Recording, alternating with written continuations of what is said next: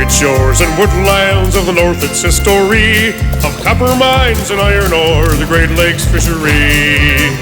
To the farmlands of the southern counties we'll look around, my friend, and all that waits the sportsman in the state of Michigan.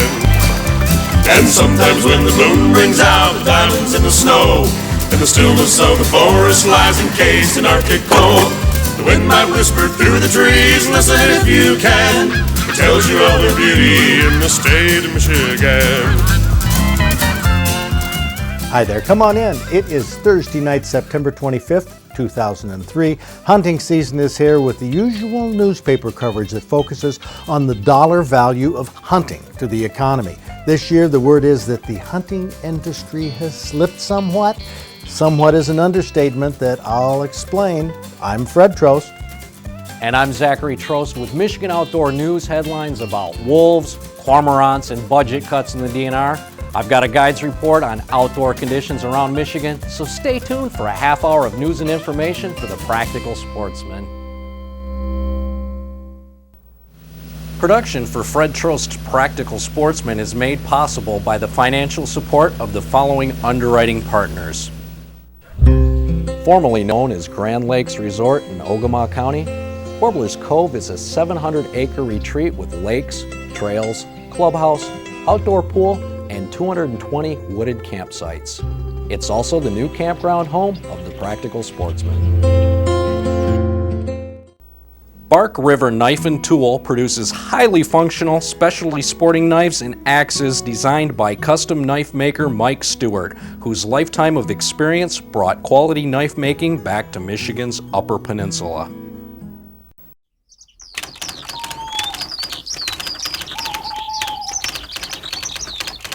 Critters that have gotten out of hand have been popular topics lately. The numbers of a lot of species have ballooned, and they've shown up in areas where nobody has seen them in many years. The Michigan Outdoor News reports that a wild wolf found dead in eastern Indiana's Randolph County last month was the first of its kind found in the state since 1908. State biologists said it was found in a soybean field. The cause of death was unknown, but it was wearing a radio tag that showed it was born near Black River Falls, Wisconsin in 2002, and Wisconsin biologists said this is the most southern movement we've ever detected of a Wisconsin wolf and is really a pretty remarkable example of a young male wolf dispersing from its pack to try and establish its own territory. This new territory, which obviously won't happen, is over 407 miles from where the wolf was born, and to get to Randolph County, Indiana, that wolf had to travel through Illinois, around the bottom of Lake Michigan, either through or around Chicago, and then Gary, Indiana. How long will it be before a wolf pack establishes itself in Indiana? We don't know, but we do know that the wolves are trying.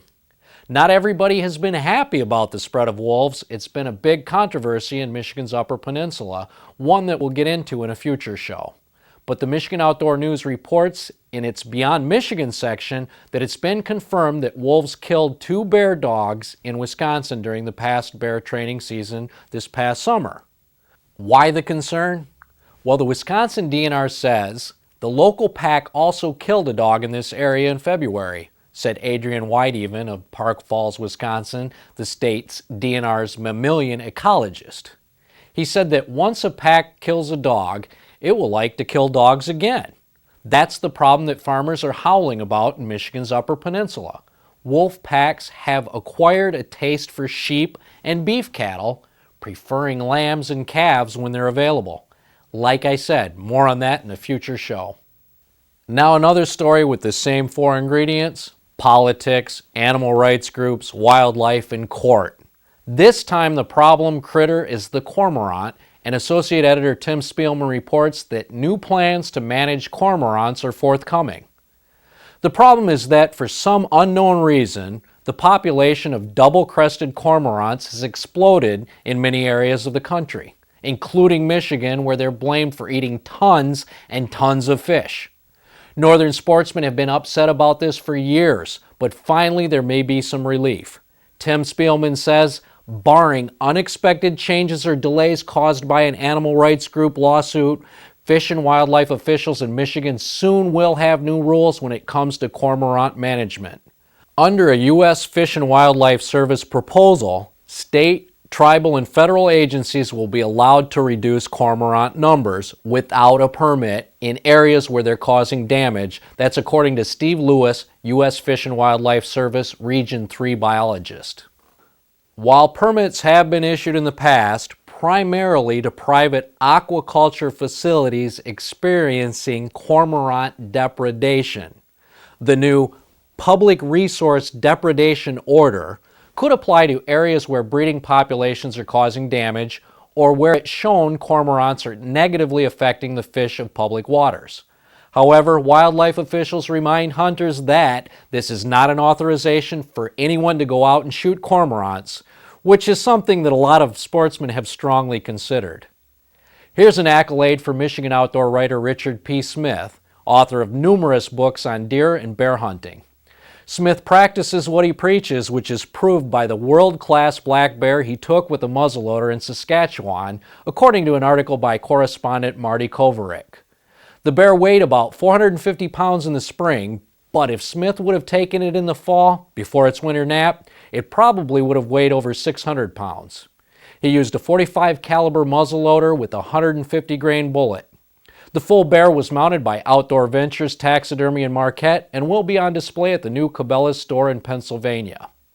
Besides a number of books on animal tracks and deer hunting, Richard P. Smith has written Hunting Trophy Black Bear and Understanding Michigan Black Bear, which has a second edition with 8 new chapters. Richard P. Smith lives in Marquette. While these articles and a lot more news and information for sportsmen can be found in the Michigan Outdoor News, which is available on the newsstand or by subscription.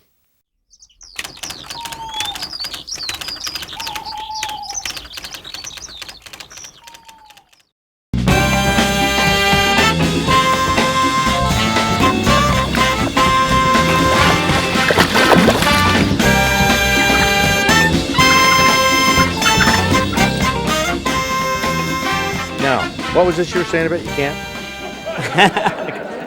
I can. You're darn right. All it takes is some buddies to help, huh? All right.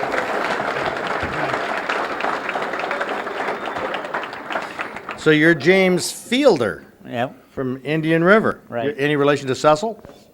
No, I don't think so. Indian River up there in the North Country, and this is opening morning at 8 a.m. in Sheboygan County. Holy cow, you got a big one. Yes, it's the biggest deer I've ever saw in the woods. I've been hunting over 50 years. Well, it has a 2-foot spread, tines that are over 9 inches. It's an 8-pointer. But this, is it around where you live or not? Yes, real close because my sons, they took me out to my blind the first morning, 8 o'clock, and it's got me settled. And this deer come in around 8 o'clock. And first I looked at it and I saw the horns. And I thought, no, it can't be an elk over in this area. Mm-hmm. Well, it could be. Because I never saw one that big. But anyway, so then I raised my, I bow hunted too with a crossbow. So I was only about 30 yards. And all I could see was hair. And I kept putting the gun back and pulling it up because I wanted to get a good shot. But I kept looking and I thought I'd better shoot. So anyway, I shot. And his flag went down. And then my daughter-in-law, which is here tonight, she's a great tracker. It's his wife. Mm-hmm. Anyway, she and my neighbor tracked the deer, tracked it all day, and I just sat in the blind there praying that they'd find it. So the next morning, they tracked it all the way to the lake, to Burt Lake. They went to water, which someone told us about it that day. And so that evening, they tracked it to the shoreline, and then they left the track. And so my son there, on Sunday morning, he shot a 9-point nice deer. And so he came back, and my 2 sons started tracking it, and they found it. And they found it on the lake. And they thought it was too big to drag, so they came down to the cottage and got the canoe. So they put it in the canoe and came down the lake with it. I'll be darned. That is something else. Now, This is my son's. This is deer that he killed that morning. So he said to me, he said, "Dad, couldn't you waited another year to get that deer?" Because when we went and picked his deer up, well, I thought, boy, what a nice rack. And then, of course, they found mine, and he said, "Gee, Dad, couldn't you wait another year?" They found it that evening, and my daughter-in-law come and told me that they found the deer, so then they come down and picked me up in a four-wheeler and took me home. And when I saw them, they were coming down the lake with that in the canoe. Now, why are you using a wheelchair? I have ALS, Lou Gehrig. Wow. And so I've been hunting 50-some years, and good Lord was good to me this year. I got this deer, and then I got a 6-point the last day of the season, too. Wow. So I'm very pleased. Well, you should be. You can do it. Jim Fielder from Indian River. All right.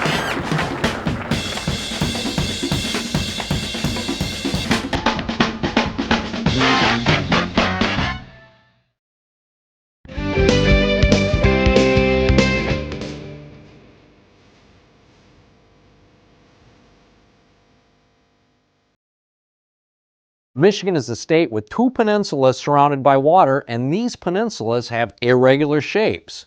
But there are also 2 distinct corners at the bottom of the lower peninsula. Our featured county this week is the southwestern corner. You know what county it is? It's Berrien County, named after John M. Berrien, who was Attorney General under President Jackson. Berrien's southern border is the state of Indiana, and the western border is 42 miles of Lake Michigan shoreline. Berrien also has 306 inland lakes and rivers that make the county popular for fishing, boating, and tourism. Another benefit of Lake Michigan is that it moderates the temperature, which extends the growing season and allows Berrien County to grow fruit trees. There are you-pick fruit farms and unique farm markets all over the county. The magnificent sand dunes at Warren Dunes State Park were formed thousands of years ago by receding glaciers that scraped across the continental bedrock, followed by wind and water erosion that reduced the rock to grains of sand. Today, some of the dunes tower 240 feet above Lake Michigan. The county seat of Berrien is St. Joseph, but there is also a little town that has a special significance to me, and the town is named Three Oaks. Three Oaks is rich in history, and there's one interesting fact. It's about a man by the name of Edward Warren. Mr. Warren operated a general store in Three Oaks, and he's reported to have noticed an employee of his fix a whalebone corset with a turkey feather quill. This gave Edward Warren the idea, to which he started the Warren Featherbone Company, and even though it closed its doors many years ago, the factory still stands today. Earlier I said the town had significance to me. Well, that's because it's where my mother's family settled after immigrating here from Czechoslovakia. Berrien County is a corner of the state that puts its share of entries in our Michigan Fish and Game Hall of Fame, and this week I'm going to start it with my mom, Kate.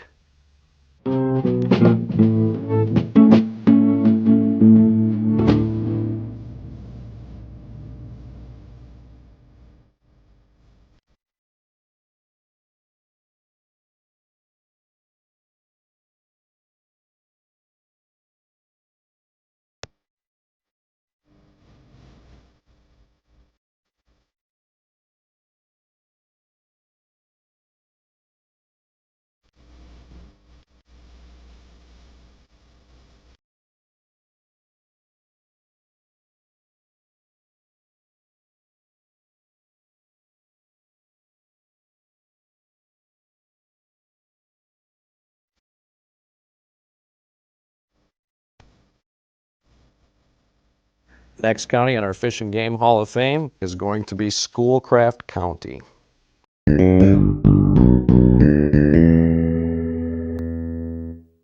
And in keeping with the traditional values that we're promoting, we're going to have 2 deer camps this year that, in fact, if you have a camper, a tent, something like that, you can join us. We're going to base this camp up here in Ogemaw County at Warbler's Cove. We're going to use the campground as a base camp. Not going to hunt there, of course, but there's a lot of state and federal land all around the area. And on October 25th, the last weekend in October. That's when we're going to go up and scout. Some people may want to bow hunt at that time, but we're going to be scouting for the November 15th opener, when we'll be back for our deer opening day coverage. So that should be a lot of fun. This last weekend in September, though, is a great time to get outdoors. Take a kid fishing or squirrel hunting or camping, and make sure you come back here and see us right here next week.